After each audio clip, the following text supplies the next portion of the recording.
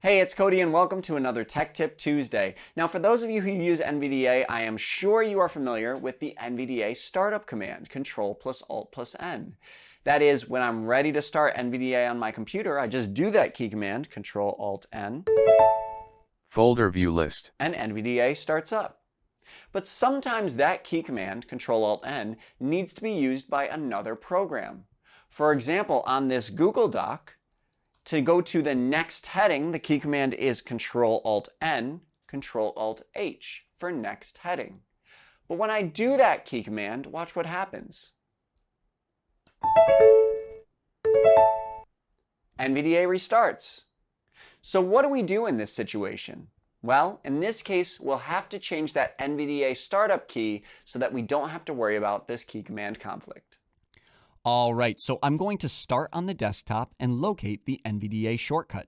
It's totally fine to do this process visually, but if you're using key commands, those are Windows+D to get to the desktop, and then N until you hear NVDA. Folder view list. N. Norton, N. NVDA 13 of 24. Once you have located the shortcut, you'll open the Context menu. That's a right-click or Shift F10. Context menu. And then select Properties. Properties are NVDA Properties dialog. Then you'll move to Shortcut key, either by clicking or with Tab. Start in, Edit Alt+S selected C. Shortcut key, hotkey field Control+Alt+N Alt+K. Now you can see that the shortcut is set to our default Control+Alt+N. Now that I am on that field, I can change that shortcut key by just performing any key command.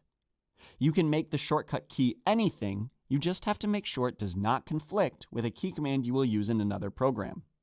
For the sake of consistency, I'll just add Shift to my shortcut key and make it Control+Shift+Alt+N. Now that we've done this, in the next video, when I do Control+Alt+N, I won't have to worry about NVDA restarting. That last clip was taken from our newest course in the screen reader curriculum called Working with Text. Now, if you're interested in content like this, as well as how to read, write, and edit text on Microsoft Word and Google Docs with a screen reader, and to get a free preview of that newest course, click the link below. If you learned something today, please consider subscribing. If not, no worries. We'll catch you next week for another Tech Tip Tuesday.